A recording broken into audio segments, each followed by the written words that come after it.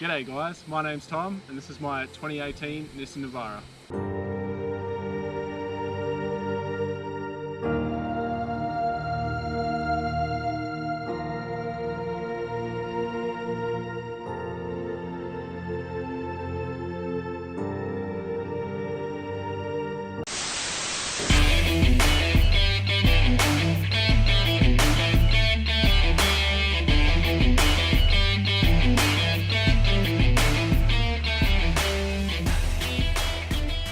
Alright guys, so welcome back to another video first of all.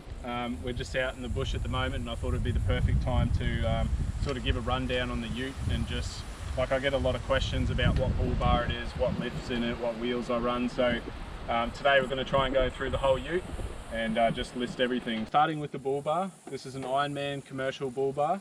The commercial deluxe has 2 fog lights in it. This is one without the fog lights, which I like.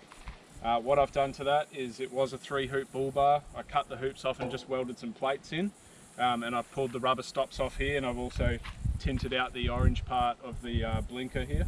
So the next one is the light bar. It's a King's light bar, which is just a cheap one. I think it was about $70. It's a single strip. It fits the bull bar nicely.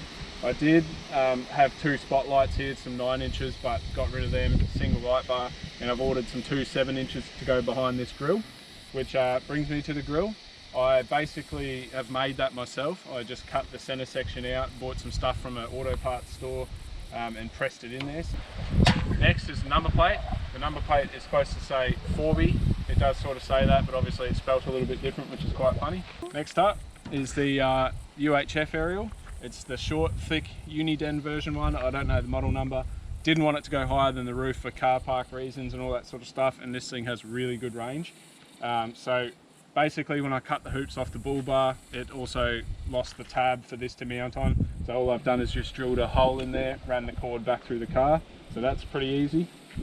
Which brings us on to wheels, tyres and suspension. So these are 8-hole imitation beadlock dynamic 16-inch rim with a 33-inch mud track, which is max track, I believe is the same. 33-inch tyre with some aggressive sort of sidewalls on them. I did have different tyres on this before that were just cheap Chinese ones, and I mean these are still pretty cheap, but the sidewall definitely helps being out in the mud.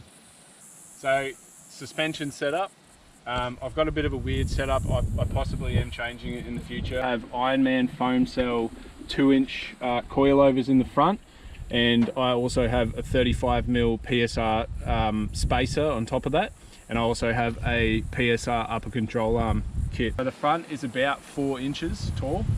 It might have sagged a little bit. They are heavy duty springs, but after they were worn in for a couple of months I did get the suspension guys to wind it back up a bit, so it should be roughly around that 4-inch in the front. So onto the rear suspension. It's pretty boring because it's actually completely stock. So same tyres, same wheels, but yeah, suspension's completely stock in the back. All I've done is taken out the sway bar, and it flexes up all right. I definitely do want to get some suspension in the back, but the car sits with a 4-inch front. The car sits pretty well level. It's a little bit nose up, which I actually prefer. So onto the sliders. Now the sliders are SCF fabrication sliders, I believe. They're super strong, they're really heavy.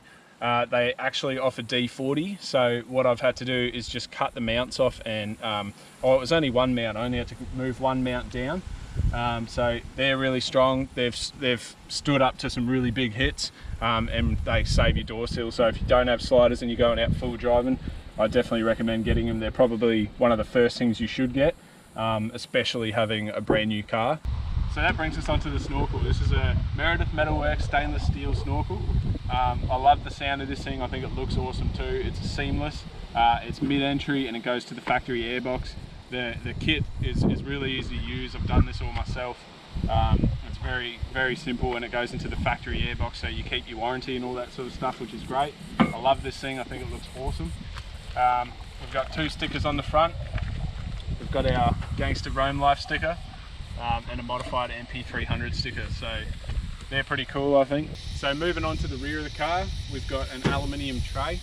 Now I bought this tray secondhand, and it already had all the rear section done and the mud guards folded up. This is a custom rear section. Now this came with the tray. So under here there was a table, but because I shortened the tray down, the table doesn't fit. But up the bottom there is an 80 litre water tank, which I've still got to plumb up. Now this tray is 1580 long, which is really short, but basically it comes just to the end of the chassis rail there, so that's exactly what I wanted. I think short trays look amazing and they perform great. So the tow bar, second-hand purchase once again. I love my second-hand stuff. It's not the standard one, I can't remember the name, but it's flat. The standard one comes to a V. I don't like it. This is much cheaper. Yeah, so I painted that up. It was pretty rusty, so that looks great. Still got the stock spare, I know, but I can't fit a 33 under there, and one day I will get 2 up on the back of the Canopy. But basically that's not a 33-inch tyre, which means that if I blew a back one out, I would have to basically make sure that this tyre here goes on the front, and I would take it out of full drive so I don't smash any diff gears or anything like that. Alright, so most of you probably have already seen in here, but we'll show it again.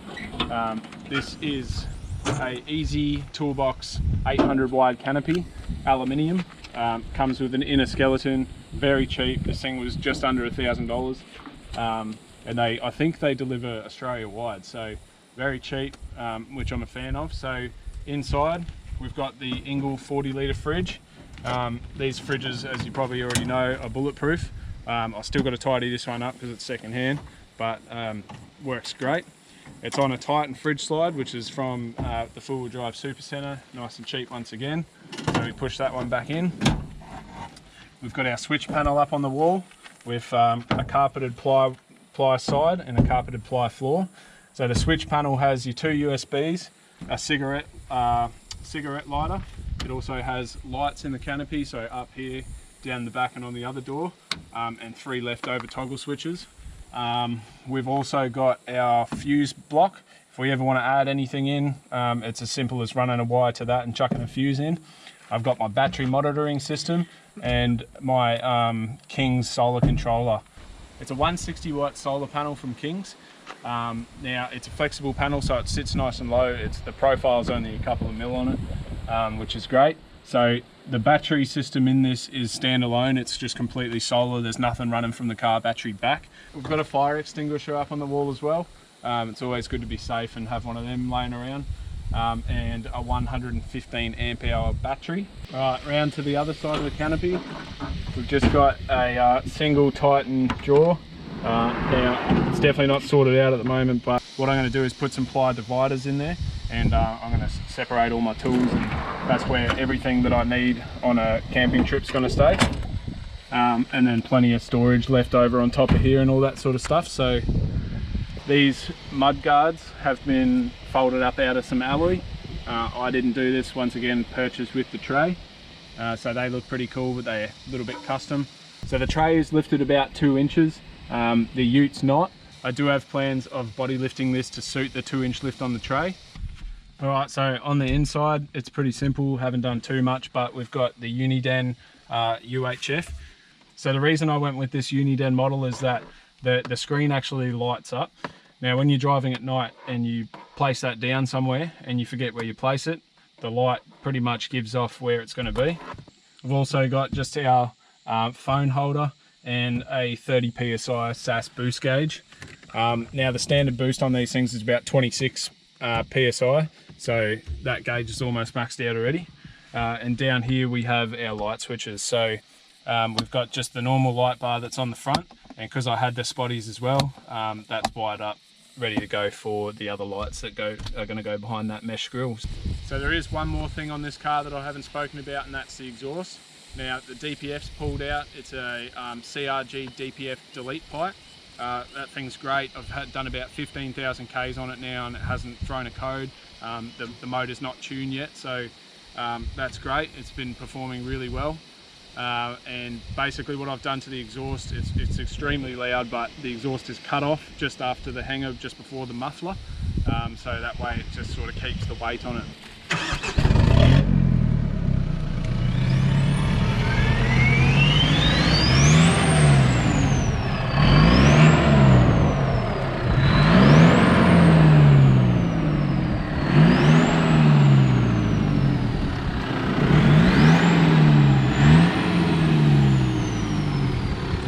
Alright guys, so that's pretty much just a quick rundown on the car.